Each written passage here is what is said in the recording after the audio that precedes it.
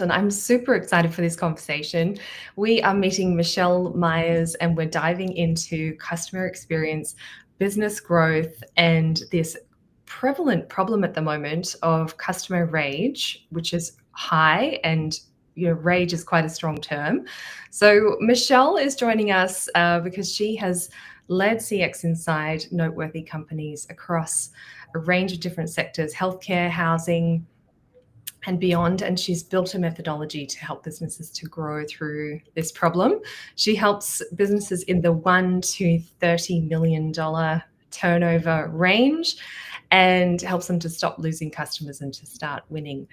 So today you'll discover why customer rage is costing your business real money, and you'll learn the first steps to align your team, your systems, and your customers for growth.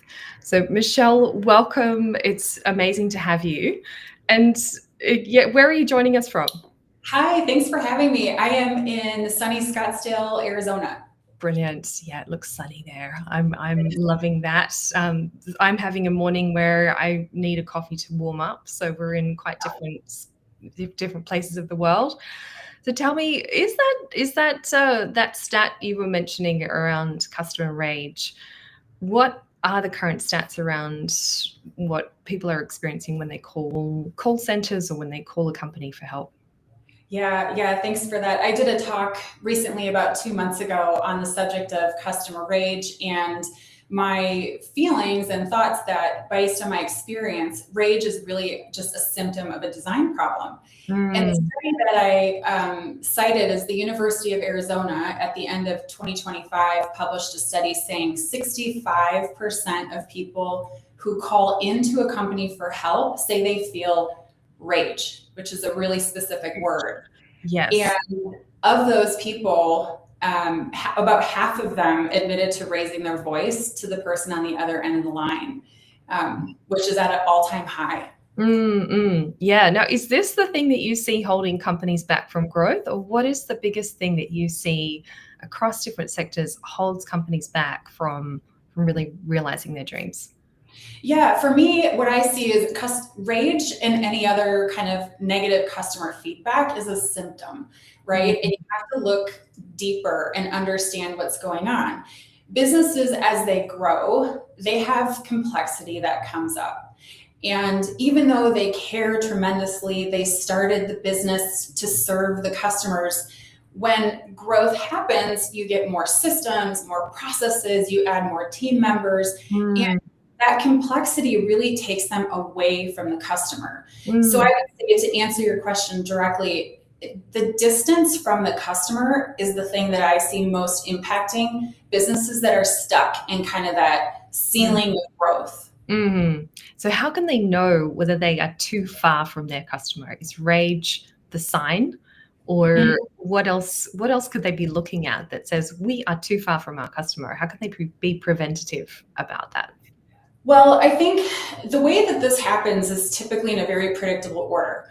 First, your customers start to have these negative emotions and you hear the rumblings, but they come from your team. Your team is the next person to say, hey, this policy isn't going over well, or, this is going out and people are confused by it. And I would say, in addition, if you don't have tooling around listening to the customers on a regular basis, the first place to go are your frontline team members who are talking to customers every day. Yeah, so interesting. So there is something Bill Gates said about this, and whenever he speaks, it's worth listening. He said, your most unhappy customers are your greatest source of learning. Do you think he was right on the money there, or what are your thoughts? I mean, 100%. He's Bill Gates, right? Brilliant. I would add something respectively, that yes, they can be your greatest source of learning if you're willing to listen to them in a way that's not defensive and you mobilize action as a result, right? So as you can hear from the word rage being used in the customer experience, it's emotional for people. When they need help, when they are coming to you, they're in a vulnerable position. And so sometimes, they say things with great emotion, and it can be hard for people, whether you're an owner or someone who's poured so much of yourself into creating the experience, to listen to that. But when you do, and when you treat those as data points and you listen to what the customers are saying in different parts of the journey, it's invaluable, the patterns and the time that you can save by synthesizing those quickly and then turning that into an action that can really shore up the problem. Yeah, so interesting. So really, really those unhappy customers are our greatest source of learning, if we're willing to do that, if we're actually willing to get close to it. It's such a key point. And as you're speaking, I'm thinking, when do I call with that really rageful, when am I actually feeling rage? And it's when you think this should be so obvious to this company. This is something that is plainly, obviously, really not working. And there's also partly a secondary motivation for me, where I think if I'm calling, I'm the one who's been willing to take the time to let them know, and there'd be someone else out there who's having the same experience. So you tend to, I think that I'm helping the company, but sometimes they don't necessarily want to hear that. So what do you think is it that stops companies from really getting close to their customer and from not being ready to hear that? Do you see any traits, any mindset issues, any culture problems that hold a company back from actually being ready? Yeah, there's a lot of layers to it, right? I mean, you hit the last thing you said is really important, and it's a foundation, which is you build a company that has a culture of doing the right thing for the customer and caring. That doesn't mean you're always saying yes. That doesn't mean you're always approving things, but that you're empathetic and you're caring. I think what happens as companies get bigger, of course, you get busier and busier. The demands of your time are more and more. And companies are sprinting after maybe quarterly numbers, and they're looking at, how do I cut costs? And, that can be where the customer gets put a little bit more in the back seat, when it could be this thing that could unlock and create the magic again for companies. Yeah, amazing. And so you have a similar, you just said the word magic, and you've picked up the word magnet, and you've defined a methodology that helps magnetize people to a company. So what are some of the key elements in there that are really, distinctly effective, that are really important to the process of aligning with your customers' wants and needs? Yeah, so I picked the word magnetize CX because when your people, your systems, and your processes are aligned around the customer in the right way, you can't help but grow. You can't help but have all that good stuff coming in, right? But like I mentioned before, where I tend to jump in and work with companies is when they're stuck. They've hit a growth ceiling, and they have a sense of what's going on, but they don't really understand, what thing is the highest priority, what's impacting their revenue, their profit the most, and how do you put that in order in terms of implementation. So the magnet process starts really back at the core. Let's map what the customer journey was supposed to look like, what is actually happening. We go through all kinds of diagnostic assessments. We do regression. We understand what's contributing most to converting customers and keeping them. And then we size opportunities. We then put it into a framework that is doable for either the company to take and run with, or it's something that we can support in an ongoing basis. So can you give us a flesh on the bones moment, as a story of a client that has worked with this methodology or seen its need, and maybe to bring it to a different mental perspective around it. What's the problem and how did they resolve it? Sure. So one of the first things I'll carve out one section with a client I'm working with right now, where one of the first exercises we do is we say, who is your ideal customer? And, we've all done that a lot of times. And I can't emphasize how important it is, though, to keep current, because what's happened with this customer is that as we did the data analysis and we did an intake of who the people are that are successfully working through his program, The ones who are doing that don't look at all like the customer that they thought that they were going to serve. And so what does that mean? Well, you can either adjust to go and try to find the people you thought, or you can take who you're serving, you can understand them better, and you can design the system around them and elevate your results. And so that's what we're working on and what's already pushing them forward. I certainly know which one sounds like the least effort and the most impact. Yeah. Yeah, and there's a lot of, depends on where companies want to go, how fast they want to get there. There's a lot of different strategic conversations that weigh into this. But, at the end of the day, the reason why companies need it is they're busy, they're running hard. They think they've got their arms around it, but they aren't sure where to act and where to put resources and spend that money and investment. And so that's the partnership that we have. And we act like we're in the trenches with them, and be a steward of the resources that we recommend also. And what are your thoughts on AI? So you and I have talked about how it can be an incredibly useful tool. I know you said you're using it every day.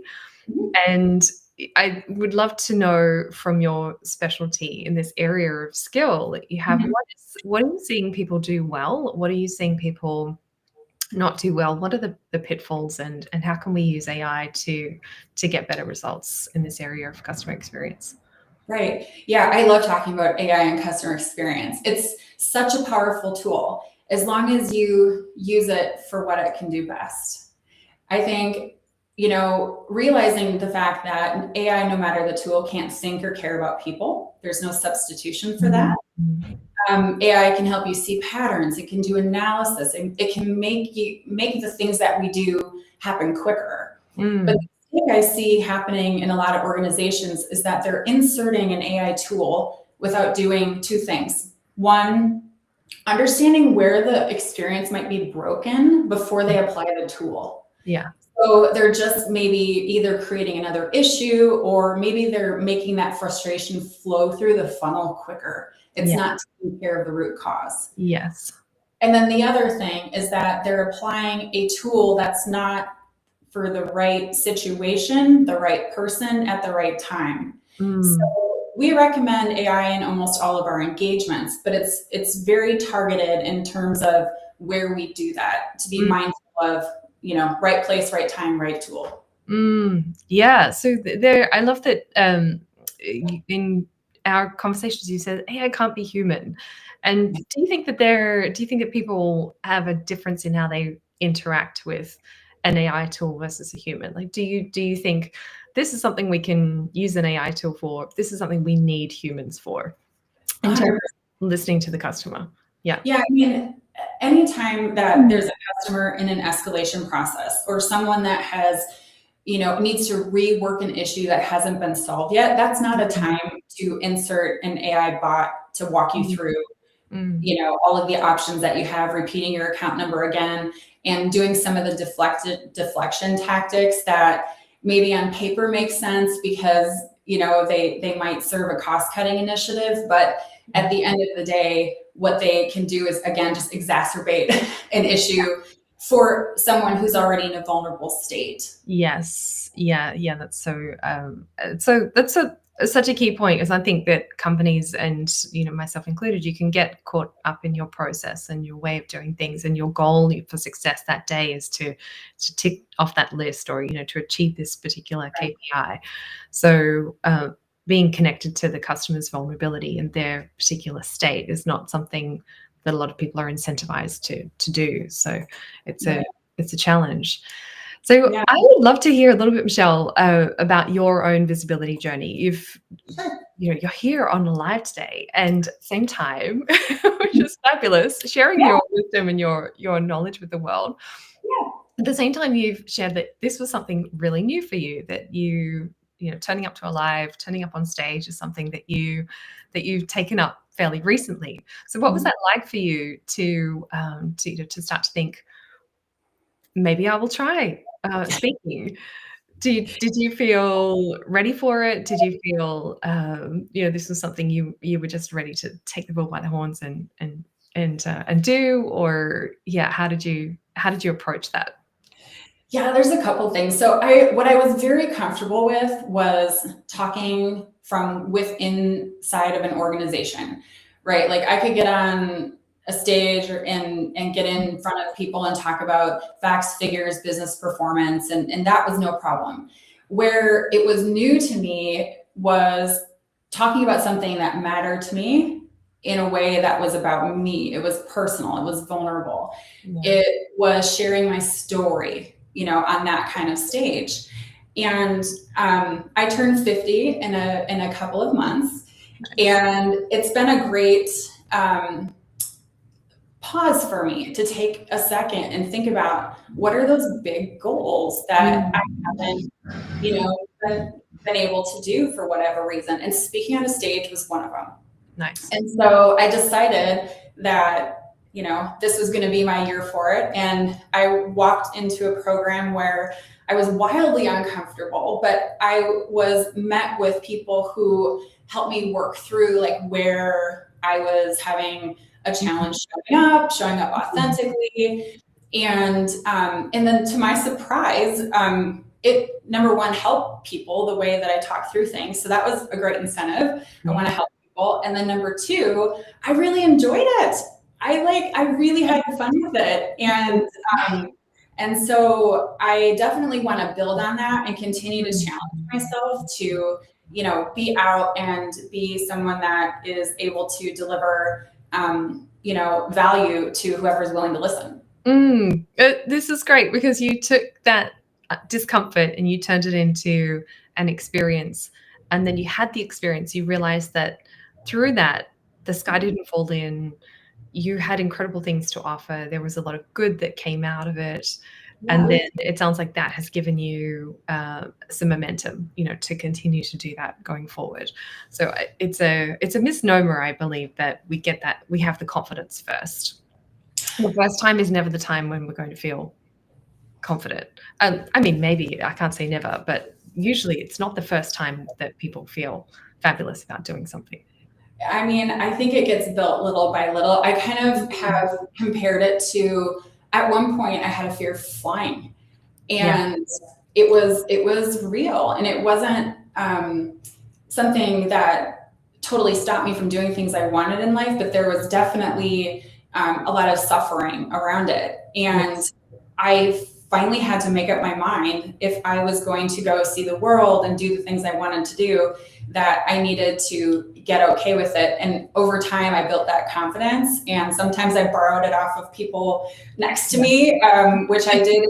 It's a perfect metaphor for how I kind of approached speaking on a stage for the first time this year. Amazing. And you're still flying by the sound of it as well. Oh yeah, I've 35 countries. I've been all over the place. So definitely, I also, that's a great reminder for me. You pull back. I've done it over and over in other settings. I'll do the same thing here. Yes, love it. Absolutely. This is fabulous. So to come back to this, these insights you're sharing, what would you say to a business owner listening right now who knows that their customers are frustrated? They may not have that 65% rage stat. They may not have done the studies, but they know that there's some frustration there, and they don't know where to start. What is one honest question they should ask themselves today? What's the first step for them?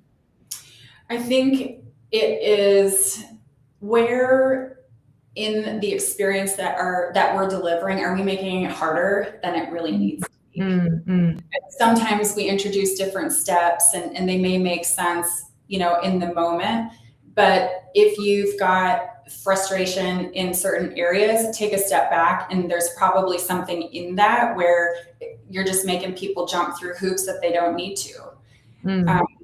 I would love to say, just get with customers, have a conversation. That's the quickest way to really understand what it feels like to be in their shoes. And what is the best way to get with customers? What's the best thing to do? I mean, pick up the phone. Yeah, I do that as part of our assessment at the beginning in working with folks. Is I reach out and talk to customers, and I record all the conversations, and I play those back for the owners and founders that I'm working with. And if that's uncomfortable, talk to the frontline people, listen to calls. Most people have call recording equipment. So listen and just immerse yourself a little bit in what they're actually saying, not only relying on that third party translation. Yeah. And often there's a difference between what we read in text and then the subtlety that vocal emotion might express. So you think you're looking at something, but it can be, that's really just a layer or a lens of the experience, isn't it? When you come back to communication science, there's so much more that people are communicating, often subtly, non-verbally. They're trying to give a hint through a way that they use their voice that you totally miss in text-based communication. I mean, when we're looking at customer data, we're looking at what they're doing and we're looking at what they're not doing. They're either telling you through their voice or through their behavior, and you need to look at both. And I think one other thing that comes to mind, Nina, is that I would just encourage people to also take a minute to listen completely before you move to a fix. I think that's one of the other things that I see is that, maybe you talk to one person and it gets you hot under the collar and you want to act. And I would say spend the time doing some complete listening before you mobilize people and put action into place. Amazing. And is there anything else that you want to add? Any final thoughts before we leave you and miss the chance to pick your brains again? But obviously people can contact you, and that's the best way to continue the conversation, is to reach you through LinkedIn. Yeah, that would be great. I would just say I have so much respect and admiration for people who own businesses, who are in the trenches every day. And I have so much passion and joy around wanting to come alongside and take some of that heavy lifting off their plate in a way that's systematic and proven over time in companies of every size. And so I would say, just to leave people with the fact that if you're up against the ceiling, it's not the end. And that there's a way through, and that the customer can be the unlock that you need. Yeah. And what kinds of, what do you see as some of the potential numbers around that? So, you've got the rage problem, you've got the customer experience, that's, an owner knows that that's key. They deal with that problem. What have you seen is the result after that in terms of growth? Sure. I mean, when you do the numbers and you look at retention, for example, if you move the needle even 5 percentage points in retention over the course of 12 months, and your average customer value is, $1,000 per person. I mean, it's easy to do the math of what the impact can be, although I'm not doing it in my head really fast right now, but somebody else will do it for me. But if we had the number of customers, we'd be fine. So 5 to 12%, say you've got 100 customers and there's $1,000 change, and you shift that by 5 to 12%, then you're easily making that $5,000 to $12,000 over just 100 customers. So and so multiply that by how many people you have in your pipeline. It becomes the ROI for taking a pause, all this information, getting reset with the right tooling in place to be able to monitor this over time. The ROI just makes so much sense. Yeah, beautiful. Thank you so much, Michelle. Just lovely to chat to you, and I think to lift the lid on this customer rage and to show that it's achievable. It's not something that people need to be stuck in, and it doesn't need to be a perpetual problem, that it's getting under the hood and really getting closer to the customer and listening, and that there is a process that can make this, by the sound of it, enjoyable. Yeah. Fabulous. Thank you so much. Great to see you, and join me next week for another live with a woman who is making an enduring impact. So someone like Michelle, stepping up to the stage and being ready to bring this to the world. Thank you so much, Michelle.